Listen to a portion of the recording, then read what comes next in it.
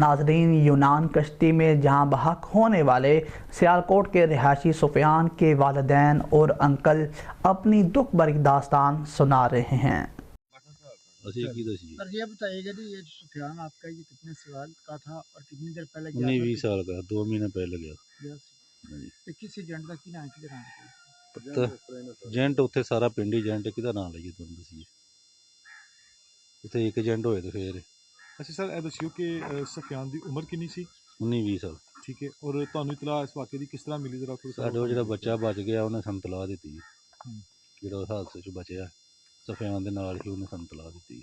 ਤੇ ਤੁਹਾਡੇ ਕਿੰਨੇ ਇੱਥੋਂ ਪਿੰਡ ਦੇ ਲੜਕੇ ਜਿਹੜੇ ਨੇ ਜਾਂ ਕਰੀਬ ਪਿੰਡਾਂ ਦੇ ਕਿੰਨੇ ਲੜਕੇ ਗਏ ਨੇ? ਇਹ ਕੋਈ ਪਤਾ ਨਹੀਂ ਸਾਨੂੰ, ਆਪਣੇ ਪਿੰਡ ਦਾ ਪਤਾ 3 ਗਏ ਨੇ। ਠੀਕ ਹੈ, ਬਾਕੀ 3 ਜਿਹੜੇ ਨੇ ਉਹ ਠੀਕ ਨੇ। ਇਸ ਤੋਂ ਪਹਿਲੇ ਵੀ ਤੁਹਾਡੇ ਕੋਲ ਇਸ ਪਿੰਡ ਦੇ ਕੋਈ ਬੰਦੇ ਜਾ ਚੁੱਕੇ ਨੇ? ਹਾਂਜੀ ਗਏ ਨੇ, ਕਿੰਨੇ ਕੁ? 2-4 ਬੱਚੇ ਗਏ ਨੇ। ਤੁਸੀਂ ਕੋਈ ਹੁਕੂਮਤ ਅੱਗੇ ਅਪੀਲ ਕਰਨਾ ਚਾਹੋ, ਕੋਈ ਮੁਤਾਲਬਾ ਕਰਨਾ ਚਾਹੋ?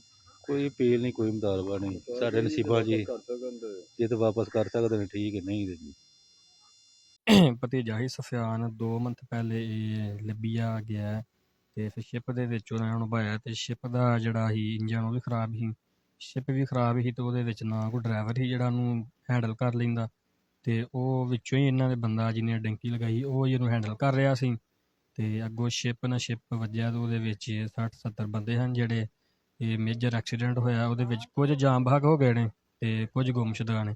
ਸਾਡੀ ਹੁਕੂਮਤ ਪਾਕਿਸਤਾਨ ਅੱਗੇ ਅਪੀਲ ਹੈ ਕਿ ਸਖਤ ਤੋਂ ਸਖਤ ਕਾਰਵਾਈ ਕੀਤੀ ਜਾਏ ਇਹਨਾਂ ਦੇ ਖਿਲਾਫ, ਇਨਸਾਨੀ ਸਮਗਲਨ ਕਰਦੇ ਨੇ ਜਿਹੜੇ। ਬਹੁਤ ਸ਼ੁਕਰੀਆ।